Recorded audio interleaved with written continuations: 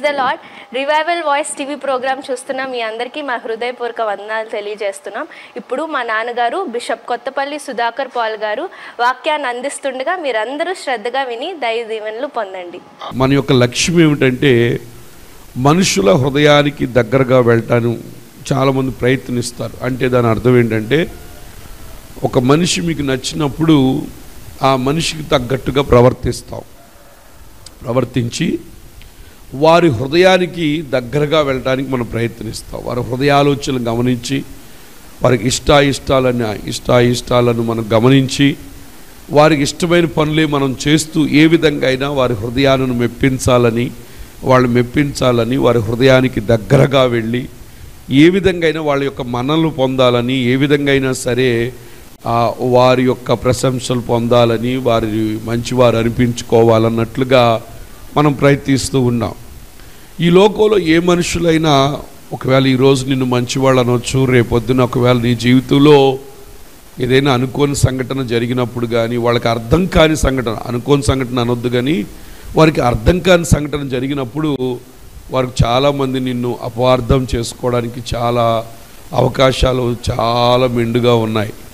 కాబట్టి ఎవరు హృదయానికి దగ్గరగా వెళ్ళడానికి ప్రయత్నించడం కన్నా మనకు రక్తం కార్చి, మన కొరకు చనిపోయి, మన కొరకు పాతి పెట్టబడి, మన కొరకు మృత్యుంజయుడై తిరిగి లేచిన యేసయ్య, నీ కొరకు నరరూపిదారిగా వచ్చిన యేసయ్య, నీ కొరకు రిక్తుడుగా మారిపోయిన యేసయ్య, నీ కొరకు గాయపడిన యేసయ్య, ఆయన యొక్క హృదయాన్ని దోచుకోవడానికి, ఆయన హృదయానికి సమీపంగా వెళ్ళడానికి మనం ఏం చేయాలంటే ప్రయత్నించాలి. ఈ ప్రతిరోజు కూడా మనం చేసే పని ఏంటంటే ఏదో ఈ ప్రార్థన ద్వారా మన అవసరాలు అక్కర్లు తీర్చుకోవడానికి కాదు, కానీ ఆయన హృదయానికి సమీపంగా నువ్వు ఎప్పుడైతే వెళతావో ఆటోమేటిక్గా నీ అక్కర్లన్నీ కూడా తీర్చబడతాయి. అందుకే పరిశుద్ధ గ్రంథంలో ఏమని రాయబడిందంటే మొదటిగా నా నీతిని రాజ్యమును వెతకండి, అప్పుడు సమస్తము కూడా మీకేమవుతాయి, అనుగ్రహించబడతాయి.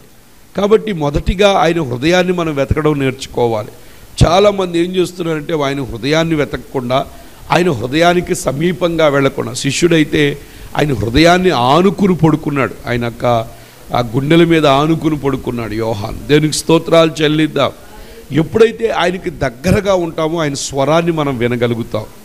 ఎందుకు ఈ ప్రార్థనలు, ఎందుకు ఈ యొక్క వాక్యాలు చెప్పడం, ఎందుకంటే దేవునికి దగ్గరగా చేయటం కొరకు, దేవునికి సమీపంగా చేయటం కొరకు, దేవుని హృదయంలో ఆలోచనలు నీకు వినబడటం కొరకు, ఆయనకి నీకున్న కమ్యూనికేషన్ క్లియర్గా ఉండడం కొరకు, ఏ డిస్టర్బెన్స్ లేకుండా ప్రభువు చెప్పే ప్రతి మాట, ఆయన హృదయంలోంచి వచ్చే ప్రతి మాట కూడా నీ చెవును పడి ఆయన చిత్తానుసారంగా నువ్వు బ్రతకడానికి, జీవించడానికి ఉపయోగపడుతున్న ఉద్దేశంతో మనం ఏం చేస్తున్నాం తెలుసా, ఆయన హృదయానికి సమీపంగా వెళ్ళడానికి మనం ప్రయత్నిస్తూ ఉన్నాం. కాబట్టి ప్రియమైన దేవుని బిడ్డలారా, మనం చేయాల్సిన విషయం ఏమిటో తెలుసా, ఆయన హృదయానికి మనం సమీపంగా వెళ్ళటానికి ప్రయత్నించాలి. ఏ విధంగా మనం సమీపంగా వెళతాం? ప్రార్థించడం ద్వారా సమీపంగా వెళతాం, ఆయనతో సమయం గడపడం ద్వారా సమీపంగా వెళతాం, ఆయన యొక్క మరి వాక్యం చదవడం ద్వారా ఆయనకి సమీపంగా వెళతాం, ఆయన యొక్క ఆలోచనలు, చిత్తాలను మనం నెరవేర్చగలిగిన బిడ్డలుగా మనం మార్చబడతామని ప్రభువు పేట నేను మీకు తెలియపరుస్తున్నాను. నిజమే, ఈ ఉదయకాలం లేచి ప్రభు దగ్గరికి రావడం చాలా ఇరుగ్గా అనిపిస్తుంది, లేవడం ఎంతో కష్టంగా ఉంటుంది, వచ్చి ఈ విధంగా చేయడం అనేది కష్టంగా ఉంటుంది. అయినప్పటికీ కూడా ఈ ఇరుకులో మనం ప్రవేశించినప్పుడు ఆయన హృదయ సంబంధులుగా మారిపోతాం, ఆయనకి హృదయానికి దగ్గరగా మనం వెళ్ళిపోతామని ప్రభు పేట నేను మీకు తెలియపరుస్తున్నాను.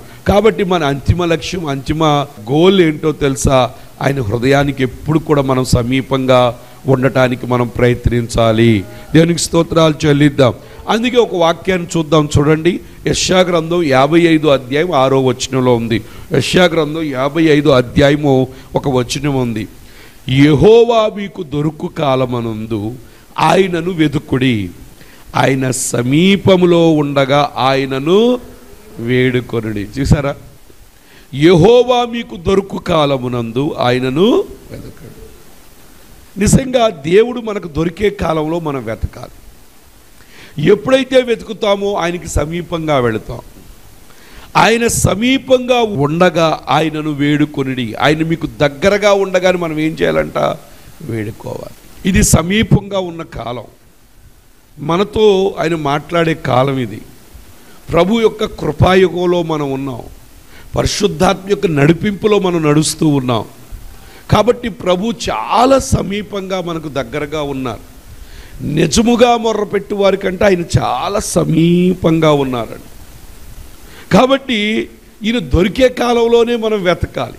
దేవుని హృదయానికి నువ్వు సమీపంగా వెళ్ళాలి అంటే నీకు ఆయుష్ ఉన్నప్పుడు, ప్రాణం ఉన్నప్పుడు, జీవం ఉన్నప్పుడే దేవుని వెతకాలి. చనిపోయిన తర్వాత ఎవరైనా వెతకగలరా? అందుకే భక్తుడైన దావీదు అంటాడు, అయ్యా మన్ను నిన్ను స్తుతించున్నారు. నేను ఉంటేనే కదయ్యా నిన్ను స్తుతించేది.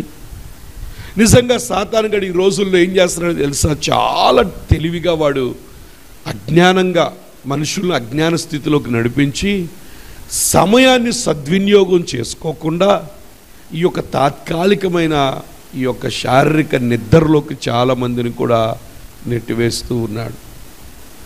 వేకునే ఆయన వెతికే వారిని బట్టంట వివేకము కలిగి దేవుణ్ణి వెతుకువారు కలరేమోనని అంట ఆకాశం నుంచి ఆయన నరులను ఏం చేస్తున్నాడు? ఈరోజు నిజంగా మనం చేసే పని ఏంటో తెలుసంటారా? ఈ ఉదయకాలం మనం వచ్చి దేవుని సందులో కూర్చునే ఈ పని ఏంటో తెలుసా? వివేకము కలిగిన పని, చాలా తెలివిగల పని. ఏంటి తెలివి? సమయం ఉండగానే సద్వినియోగం చేసుకుంటున్నాం.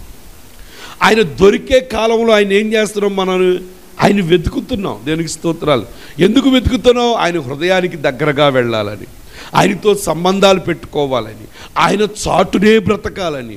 ఆయన చాటు ఉంటేనే నాకు క్షేమం, ఆయన చాటు ఉంటేనే నాకు భద్రత, ఆయన చాటు ఉంటేనే నాకు ప్రతీది నేను పొందుకోగలుగుతాను. ఏదైనా నాకు ఆయన చాటులోనే ఉంది. ఆయనే మహోన్నతుడు. నేను తప్పించబడాలంటే ఆయన చాటుకు వెళ్ళాలి.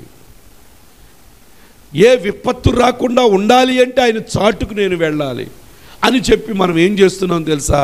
దొరికే కాలంలో ఆయన వెతకటానికి మనం ప్రయత్నిస్తాం. కాబట్టి ప్రియమైన దేవుని బిడ్డలారా, నీలో జీవము, ప్రాణము, బలము, శక్తి, తలాంతులు ఉన్నప్పుడే దేవుని వెతకాలి. దేవుడిచ్చిన వాటిని ఉపయోగించాలి. దేవుని వెతికి ఆయనకి హృదయానికి సమీపంగా మనం వెళ్ళిపోవాలి. దేవునికి స్తోత్రాలు చెల్లిద్దాం. సమయం ఉన్నప్పుడే మనం సద్వినియోగం చేసుకోవాలి. దేవుడు నీకు ఇచ్చిన ఒకవేళ మంచి ఆరోగ్యం ఇచ్చాడు, ఈ సమయంలో దేవుని వెతికే స్థితిలో ఉండాలి. అనారోగ్యం వచ్చి మంచం పాలైన తర్వాత నువ్వు రాలేవు. సమయం ఉండగానే యెహోవా మీకు దొరుకు కాలమందు ఆయనను వెతకాలి. ఆయన సమీపముగా ఉండగా ఆయన ఏం చేయాలంట? వేడుకొనడి. ఆయన దగ్గరగా ఉండగానే ఆయన వేడుకోండి. సమీపంగానే ఉన్నాడు ఆయన. హృదయం అనే తలుపు దగ్గర తలుపు కొడుతూ ఉన్నాడు. ఎవరు హృదయాన్ని తెరుస్తారా? ఎవరు సమయం ఇస్తారా?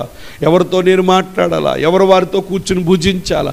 ఎవరు వారికి అనేక విషయాలు చెప్పాలని ఆయన ఎంతగానో తాపత్రయపడుతూ ఉన్నాడు. కాబట్టి ప్రియమైన దేవుని బిడ్డలారా, దేవుడు వెతికే సమయంలో, మరి దొరికే కాలంలోనే దేవుణ్ణి మనం వెతకాలి. ఈ సమయం అందుకని ఎలీషా అంటాడు కదా, భూములు, ద్రాక్ష తోటలు, ఒలీవ చెట్లు సంపాదించుకోవడానికి ఇది సమయమా? లోకం ప్రభు త్వరగా రాబోతున్నాడు. లోకం ఎంతో భయంకరమైన పరిస్థితుల్లో ఉంది. ఎప్పుడు ఏం జరుగుద్దో తెలియని స్థితిలో. మళ్ళీ ఇంకోటి 2 దేశాలకి మళ్ళీ యుద్ధం స్టార్ట్ అవబోతుందంట. వెనిజువలా ఇంకో దేశం ఏదో. ఎక్కడ చూసినా యుద్ధాలు, ఎక్కడ చూసినా కరువులు, వరదలు, అనేక రకాలైన తెగుళ్ళు. ఇలాంటి భయంకరమైన పరిస్థితుల్లో మనం ఏదో క్షేమంగా, ఆరోగ్యం ఎంతో చక్కగా ఉన్నట్లుగా ఆ యొక్క ఆశోభక్తుల కీర్తనలో వారంట ధన వృద్ధి చేసుకునేందే మనస్సు పెట్టారంట వాళ్ళు. ఎవరు? దేవుని వ్యతిరేకించిన వారు, గర్వాన్ని కంఠహారంగా ధరించుకున్నవారు. అలాగే ఉదయకాల సమయంలో అవి సంపాదించుకునే సమయం కాదు ఇది. ప్రభువుని వెతికే సమయం, పరిశుద్ధతకు ప్రాధాన్యత ఇచ్చే సమయం, ప్రభువులో మనల్ని అంటకట్టుకునే సమయం. అట్లని పాస్టర్ గారు ఈ లోకంలో మరి అలా పేదరికంతో అలాగ అయిపోవాలా జీవితం అంటే? కాదు. నువ్వు ఒక సత్యం ఏంటో తెలుసా? సాతానుగాడు ఎంత అవివేక గుడ్డితనంగా మీకంటే, దేవుని సమయం ఇస్తే నువ్వు పాడైపోతావు, దేవుని సన్నిధికి వెళ్తే నువ్వు పాడైపోతావు, దేవుని సన్నిధికి వెళ్తే పనిపోతుంది, దేవుని సన్నిధికి వెళ్తే నిద్రపోతుంది, దేవుని సన్నిధికి వెళ్తే నువ్వు నీరసమైపోతావు, దేవుని సన్నిధికి వెళ్తే నువ్వు అనారోగ్యం పాలవుతావని అపవాది ఎన్నో అబద్ధాలు చెప్తూ దేవుని యొక్క జనాంగాన్ని జ్ఞానం లేకుండా వాళ్ళు నశించిపోయే స్థితిలో వాడు నిలబెడుతూ ఉన్నాడు. ఏదేను తోటలో ఆదామవ్వలకి, అవ్వమ్మకి చెప్పాడు, ఇది నిజమా? ఇది తిన్న రోజు మీరు ఏమైపోతారో తెలుసా? దేవతల్లాగా, దేవుళ్ళలాగా అయిపోతారు. నిజంగా వాళ్ళు దేవుళ్ళలాగానే ఉన్నారు. నిజాన్ని కూడా వాడు వక్రీకరించి వారి యొక్క జీవితాన్ని పాడు చేసిన విధముగా ఇప్పుడు కూడా అయ్యో నేను దేవుడు నాకు దొరికే కాలం నేను ప్రభు దగ్గరికి వెళ్ళాలి, ఈ సమయం పోతే నాకు రాదు, ఈ రోజే నాకు దేవుడు ఇచ్చాడు కాబట్టి ఈ రోజే నేను దేవుడిని వెతకాలి, రేపు నా జీవితంలో రోజు అనేది ఉందో లేదో నాకు తెలియదు, రేపు నేను ఉంటానో లేదో నాకు తెలియదు, ఈ రోజు ఉన్నప్పుడే నేను ప్రభుని వేడుకుంటాను రేపటి కొరకు, ఈ రోజు ఉన్నప్పుడే నా కుటుంబం కొరకు నేను ప్రార్థన చేస్తాను, ఈ రోజు ఉన్నప్పుడే నా బిడ్డల కొరకు నేను ప్రార్థన చేస్తాను, ఈ రోజు ఉన్నప్పుడే నా దేవుని సన్నిధిని నేను వెతుకుతాను అని ఆలోచించే వాళ్ళు ఎంతమంది తక్కువైపోయారు. రేపు ఉందిలే, రేపు రక్షణ పొందొచ్చులే, రేపు బాప్తిసం. ఒక సత్యం చెప్తున్నాను, రేపు ఉందా మీ జీవితంలో గ్యారంటీ? చెప్పగలరా మీరు ఎవరైనా? ఎవ్వరూ చెప్పలేరు. రేపనే రోజు ఎవరికి లేదు, అది దేవుడిచ్చిన దానం. ఈరోజు నిలబడాం, ఈరోజు దేవుని వాక్యం ప్రకటిస్తున్నామంటే ఈరోజు దేవుడు మనకిచ్చిన మహాకృపను బట్టే నువ్వు సజీవంగా ఉన్నావు. రేపనే రోజు ఉందో లేదో మనకు తెలియదు. అందుకే ప్రభు చెప్పాడు, నేడే రక్షణ దినం, నేడే, today is the salvation day, not tomorrow or day after tomorrow. కాబట్టి మనకు దొరికే సమయంలో ప్రభువుని వెతకాలి. దేవుడు నీకు శక్తినిచ్చిన ప్రభు దగ్గర నువ్వు కూర్చోవాలి. దేవుడు మనల్ని ఎన్నుకున్నాడు, ఆయన పనికి మనం నిర్ణయించుకున్నాడు, ఆయన పనికి ఎన్నుకున్నాడు మనల్ని. ఆ పని కొరకు మనల్ని నియమించాడు. కాబట్టి రేపు నా జీవితంలో ఉందో లేదో తెలియదు, ఆయన దృష్టిలో ఈరోజు నమ్మకంగా నేను పని చేయాలి, బలా నమ్మకమైన మంచి దాసుడు అనిపించుకోవాలి. యజమానుడు ఎప్పుడు వచ్చి చూస్తాడో తెలియదు. ఆ తలాంతులు ఇచ్చిన వాడు 5 వాడు 5 చేశాడు, 3 వాడు 3 చేశాడు, 2 వాడు 2 చేశాడు, 1 వాడు దాచిపెట్టాడు. అట్లా ఉండడానికి వీలు లేదు. మనం దేవుడు మనకిచ్చిన ఆయుష్ను బట్టి, మనకిచ్చిన తలంపులు బట్టి, మనకిచ్చిన జ్ఞానాన్ని బట్టి, దేవుడు నీకు ఇచ్చిన బలాన్ని బట్టి, ఆయన నడిపింపును బట్టి ప్రభు కొరకు ప్రభువుని వెతికేవారుగా, ప్రభు పని చేసేవారుగా, ఆయన వేడుకునేవారుగా మనం ఉండాలని ప్రభు పేడ తెలియపరుస్తున్నాను. అలా ఎప్పుడైతే నువ్వు చేస్తావో ఆయన హృదయానికి నువ్వు సమీపంగా ఉంటావు. దేవునికి స్తోత్రాలు చెల్లిద్దాం. హల్లెలూయా. ఆయన హృదయానికి నువ్వు సమీపంగా ఉంటావు. సుంకరు వచ్చాడు, పరిసయ్యుడు వచ్చాడు, కానీ సుంకరి దేవుని హృదయానికి ఎలాగున్నాడో తెలుసా? సమీపంగా ఉన్నాడు. దేవునికి స్తోత్రాలు చెల్లిద్దాం. హల్లెలూయా, హల్లెలూయా. కాబట్టి ప్రియమైన దేవుని బిడ్డలారా, దేవుని హృదయానికి సమీపంగా మనం ఉండాలి. సమయం ఉన్నప్పుడే ఆయన వేడుకోవాలి, సమయం ఉన్నప్పుడే ఆయన వెతకాలి. దొరికే సమయంలోనే ఆయన వేడుకోవాలి, దొరికే సమయంలోనే ఆయన వెతకాలి. దేవునికి స్తోత్రాలు చెల్లిద్దాం. ఎప్పుడు దొరుకుతాడు? నువ్వు బ్రతుకుంటే ఆయన దొరుకుతాడు, నువ్వు చనిపోయిన తర్వాత ఆయన దొరుకుతాడా? అప్పుడు వేడుకోవాలన్నా వెతకాలన్నా సమయం, వెతకాలన్నా నీకు సమయం దొరుకుద్దా? లేదు, ఇంక అయిపోయింది నీ జీవితం. ఆయన లెక్క చూచాడు, ఆయన త్రాసులో నువ్వేమైపోయావు? తేలిపోయావు. కాబట్టి సమయం ఉండగానే మనం ఏం చేయాలో తెలుసా?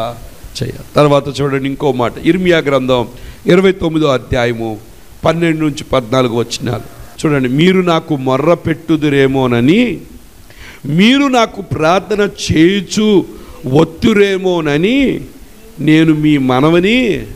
చూసారా, ఆయన అంట మీరు నాకు ప్రార్థన చేస్తారేమోనని, మొర్ర పెడతారేమోనని అంట. ఆయన అంటే మనం ఆలకించడానికి ఎలాగున్నాడో తెలుసు? ఆయన రెడీగా ఉన్నాడు. మీరు నన్ను వెతికిన ఎడల, పూర్ణ మనస్సుతో నన్ను గూర్చి విచారణ చేయునెడల మీరు నన్ను కనుగొందురు. చూసారా ఎంత మంచి మాటలు! దేవుని హృదయం ఎలాగుందో తెలుసా? మీరు నన్ను వెతుకుతారేమోనని, మీరు నాకు మొర్ర పెట్టుదురే అని, మీరు నాకు ప్రార్థన చేయవత్తురే అని నేను మీ మనవి ఆలకింతును. మీరు నన్ను వెతికిన ఎడల, పూర్ణ మనస్సుతో నన్ను గూర్చి విచారణ చేయునెడల మీరు నన్ను కనుగొందురు, నన్ను నేను మీకు కనపరుచుకొందును. ఇదే యెహోవాకు. నేను మిమ్మును చెరలో నుండి రప్పించెదను. నేను మిమ్మును చెరపెట్టి ఏ జనములోనికి, ఏ స్థలములోనికి మిమ్ము తోలివేసితినో ఆ జనులందరిలో నుండి, ఆ స్థలమన్నిటిలో నుండి మిమ్మును సమకూర్చి రప్పించెదను. ఇదే యెహోవాకు. ఎచ్చటి నుండి మిమ్మును చెరకు పంపించుతునో అచ్చటికే మిమ్ములు మరలా రప్పింతును. దేవునికి స్తోత్రాలు చెల్లిద్దాం.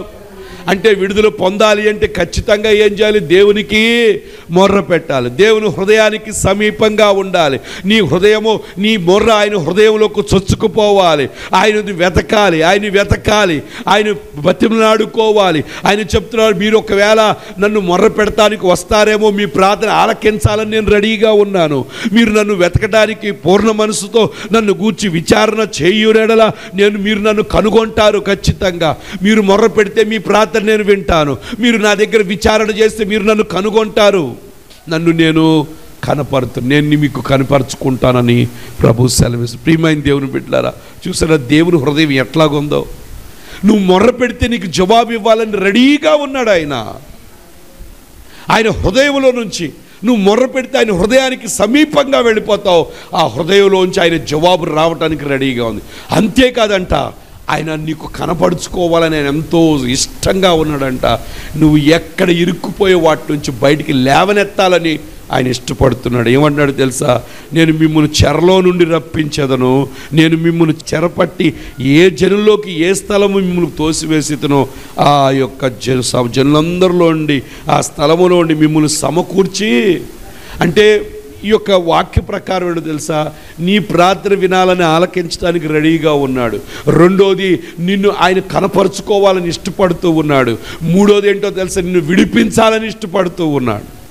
ఎప్పుడైతే ఈ పనులు నువ్వు ఆయనకి ప్రార్థన చేస్తావో, మొర్ర పెడుతూ ఉంటావో, వెతుకుతూ ఉంటావో, ఆయన హృదయానికి నువ్వు సమీపంగా వెళతావు. ఖచ్చితంగా ఆయన హృదయం ఏంటో తెలుసా? నిన్ను విడిపించాలని, ఆయనను నీకు కనపరుచుకోవాలని, ఆయన నిన్ను లేవనెత్తాలని ఆయన ఎంతగానో ఇష్టపడుతూ, నీ మొర ఆలకించాలని ఇష్టపడుతూ ఉన్నాడు. దేవునికి స్తోత్రాలు చెల్లిద్దాం. హల్లెలూయా.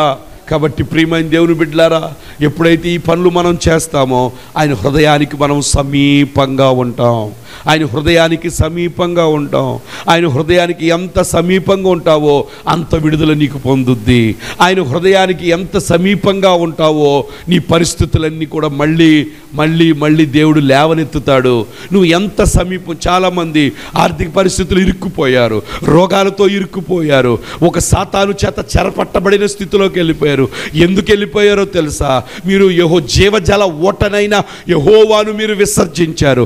యెహోవాను విడిచి వేరొకరిని అనుసరించు వారికి శ్రమలు విస్తరిస్తాయంట. నువ్వు దేవుడు విడిచిపెట్టావు కాబట్టి నువ్వు విడిచిపెట్టిన విధానమే నువ్వేమైందో తెలుసా? అనేకులకు నువ్వు చెరగా వెళ్ళిపోయావు, అపవాది యొక్క కబంధ హస్తాల్లోకి వెళ్ళిపోయావు, రోగాల కిందకు వెళ్ళిపోయావు, శాపాల కిందకు వెళ్ళిపోయావు, ఆర్థిక ఇబ్బందుల కిందకు వెళ్ళిపోయావు, అజ్ఞాన స్థితిలోకి వెళ్ళిపోయావు. ఎందుకో తెలుసా? దేవుని హృదయాన్ని వెతకడం మానేసి, దేవుని హృదయానికి సమీపంగా ఉండడం మానేసి నువ్వేం చేస్తున్నావు తెలుసా? ఈ లోకానికి సమీపంగా అయ్యావు. కాబట్టి దేవుని యొక్క సన్నిధి నుంచి నువ్వు దూరం చేయబడ్డావు. దేవుని సన్నిధి నుంచి ఎప్పుడైతే నువ్వు దూరం చేయబడ్డావో ఆయన నీ మొర వినడు. ఆయన ఖచ్చితంగా నీ ప్రార్థన ఆయన ఆలకించడు. ఖచ్చితంగా నీ ఆయన నీకు కనపరుచుకోడు. అంతేకాదు, నువ్వు పడిపోయిన స్థితిలోంచి ఆయన లేవనెత్తలేడు. ఎందుకో తెలుసా? పరిశుద్ధ గ్రంథంలో ఏముందో తెలుసా? రక్షింపనేరకుండానట్లు యెహోవా హస్తము కొరచగాలేదు, విననేరకుండానట్లు ఆయన చెవులు మందం కాలేదు. కానీ మీ దోషములు ఆయనకి మీకును అడ్డుగా వచ్చి ఆయన ముఖమును మరుగు చేశాయి. దేవుని విడిచిపెట్టడం పెద్ద పాపం, ప్రార్థన చేయకపోవటం పాపం, దేవుని సన్నిధిలో మొర్ర పెట్టకపోవడం పాపం, ఆయన వెతకపోవటం పాపం, ఆయన దగ్గరగా ఉన్నప్పుడు ఆయనకి రాకపోవటం చాలా పాపం. దేవునికి స్తోత్రాలు చెల్లిద్దాం. దేవుడు ఉదయం నిన్ను లేపుతూ ఉన్నప్పుడు లేకుండా హాయిగా కునికి కునికి కునికి నిద్రిస్తే, యోనాలాగా నువ్వు అడుగు భాగానికి నిద్రపోతే పైన పెద్ద తుఫాను ఆఖరికి సముద్రంలో పడవేన పరిస్థితి ఏర్పడుద్ది. దేవునికి స్తోత్రాలు చెల్లిద్దాం. అప్పుడు పడితే అక్కడ చేప మింగ ఆయన బ్రతికిచ్చింది. ఇప్పుడు నిన్ను ఎవరు మిగుతారో నాకు తెలియదు. దేవునికి స్తోత్రాలు చెల్లిద్దాం. ప్రియమైన దేవుని బిడ్డలారా, ప్రభు మనల్ని రక్షించాలని ఇష్టం. అందుకే ఆయన హృదయానికి నువ్వు సమీపంగా ఉన్నట్లయితే నీ జీవితంలో ఎన్నో గొప్ప కార్యాలు నువ్వు పొందగలుగుతావు. ఆయన నీ మొరాలకిస్తాడు, ఆయన నిన్ను విడిపిస్తాడు, నిన్ను లేవనెత్తుతాడు. అంతేకాదు, దేవుడే తన్ను తాను నీకేం చేస్తాడో తెలుసా? కనపరుచుకుంటాడంట, కనబడతాడంట. హల్లెలూయా. పూర్ణ మనస్సుతో అడిగినప్పుడు. ఇంకో మాట చూద్దాం, చూడండి. కీర్తనలు 145 కీర్తన 8వ చరణం. 145 కీర్తన 8వ చరణం. తనకు మొర్రపెట్టు వారందరికీ, తనకు నిజముగా మొర్రపెట్టు వారందరికీ యెహోవా సమీపంగా ఉన్నాడు. చూసారా? నిజముగా మొర్రపెట్టే వారికి దేవుడు ఎలాగున్నాడంట? సమీపంగా ఉన్నాడంట. నిజముగా మొరపెట్టేవారికి, నిజంగా ఆయనే దిక్కనుకుని ప్రభు దగ్గరకు వచ్చిన వారికి ఆయన. నేను ఉదయకాలంలో ఒక మాట చెప్తున్నాను. ఈ ఉదయకాలంలో ప్రభు దగ్గరికి మనం వస్తున్నాం కదా, ప్రభు మనకు చాలా సమీపంగా ఉన్నాడు. ఆయన ప్రతిదీ ఆయన చూస్తూ ఉన్నాడు. దేవునికి స్తోత్రాలు చెల్లిద్దాం. హల్లెలూయా, హల్లెలూయా, హల్లెలూయా. ఇంకా చాలా మంచి మాట ఇంకోటి చూపిస్తాను చూడండి. ద్వితీయోపదేశకాండం 4:7 ఏలయనగా మనము ఆయనకు మొర్ర పెట్టినప్పుడెల్లా మన దేవుడైన యెహోవా మనకు సమీపంగా ఉన్నట్లు మరి ఏ గొప్ప జనమునకు ఏ దేవుడు సమీపముగానున్నాడు. సరే, ఈ మాట మీకు అర్థమైందో లేదో. ఏలయనగా మనము ఆయనకు మొర్ర పెట్టినప్పుడెల్లా మన దేవుడైన యెహోవా మనకు సమీపంగా ఉన్నట్లు మరి ఏ గొప్ప జనమునకు ఏ దేవుడు సమీపంగా ఉన్నాడు. మన దేవుడు మనకు సమీపంగా ఉన్నట్లుగా ఇంకెవరికి సమీపంగా లేడంట. ఈ లోకంలో ఏ దేవుడు కూడా సమీపంగా ఉన్నారని ప్రశ్న వేస్తున్న, నిజంగా మన దేవుడు మనకు సమీపంగా ఉన్న దేవుడు. మన దేవుడు మన మొరలు ఆలకించే దేవుడు. మన దేవుడు మనకు ఆయన కనపరుచుకునే దేవుడు. మనలో చెరలోంచి విడిపించే దేవుడు, మన బాధల్లోంచి విడిపించే దేవుడు, మన శ్రమల్లోంచి విడిపించే దేవుడు, మనం లేవనెత్తే దేవుడు, మనకు సమీపంగా ఉండి మన పరిస్థితులను కట్టే దేవుడు. ఇటువంటి దేవుడు ఎవరూ కూడా లేరు. అందుకే ఈ దేవుడి హృదయానికి మనం ఎలాగుండాలో తెలుసా? సమీపంగా ఉండాలి.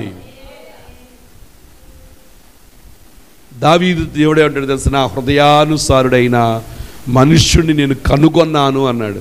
ఈరోజు ప్రభు నీ గురించి ఆ మాట చెప్పగలుగుతున్నాడా? నా హృదయానుసారుడైన నా కుమార్తెని నేను కనుగొన్నాను. నేను ఏది చెప్తే అది చేస్తుంది, ఎప్పుడు వ్యతిరేకం చెప్పదు, ఎక్కడికి ప్రార్థన చేయమని ప్రార్థన అని చెప్పే దేవుడు నీ పట్ల సాక్ష్యం ఇస్తున్నాడా? అటువంటి సాక్ష్యం మనకు కావాలండి. దేవునికి అనుగుణంగా నువ్వు జీవిస్తూ ఉన్నప్పుడు, మళ్ళీ చెప్తున్నా వినండి, దేవునికి చిత్తానికి దేవుని హృదయానుసారుడుగా నువ్వు జీవిస్తూ ఉన్నప్పుడు లోకము నీకు చాలా వ్యతిరేకంగా ఉంటుంది. లోకానికి నువ్వు నచ్చవు. దేవునికి స్తోత్రాలు చెల్లిద్దాం. నీ మీద బాగా చెడ్డ మాటలు చెప్తారు, నీ మీద కల్పనా కథలకు సృష్టిస్తారు, నీ మీద ఎంతో అప్పుడంటే పరలోకంలో నీ ఫలము అధికమైందని నువ్వు సంతోషించాలి. దేవునికి స్తోత్రాలు చెల్లిద్దా. ప్రభులో ఉన్నావు కాబట్టే ఈ శోధన, ప్రభులో ఉన్నావు కాబట్టే ఈ వేదన, ప్రభులో ఉన్నావు కాబట్టే ఈ యొక్క ఇబ్బందులు, ప్రభులో ఉన్నావు కాబట్టే సాతానుగాడు నీ మీద దాడి చేస్తూ ఉన్నాడు. కాబట్టి నువ్వు ఎలాగుండాలో తెలుసా? సంతోషంగా ఉండు. దేవునికి స్తోత్రాలు చెల్లిద్దాం. అంటే దాని అర్థం ఏంటంటే దేవుని హృదయానికి నువ్వు ఎలాగున్నావు? సమీపంగా ఉన్నావు. మీరు అనొచ్చు, దావీదు దేవుని హృదయానికి సమీపంగా ఉన్నాడు కాబట్టి వాళ్ళ మామగారు అడవిలోకి భయంకరంగా తరివారు ఆయన్ని. తర్వాత ఎన్ని శ్రమలు, ఎన్ని జీవితం అంతా కూడా చాలా కష్టాలు పడ్డాడు. దేవునికి స్తోత్రం. పిల్లలు వ్యతిరేకం అయిపోయారు. దేవునికి స్తోత్రాలు చెల్లిద్దాం.